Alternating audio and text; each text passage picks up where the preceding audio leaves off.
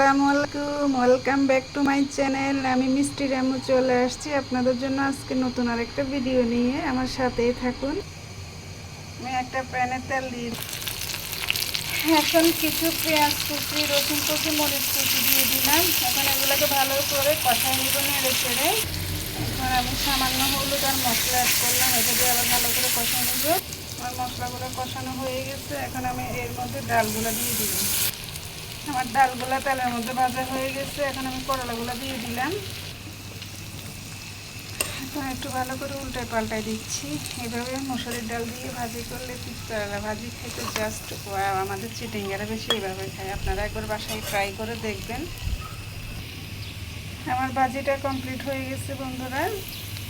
আমার ভিডিওটি যদি ভালো লাগে লাইক কমেন্ট শেয়ার করবেন আর আমার চ্যানেলটা একটু সাবস্ক্রাইব করে দিবেন। ধন্যবাদ পাশে থাকার জন্য।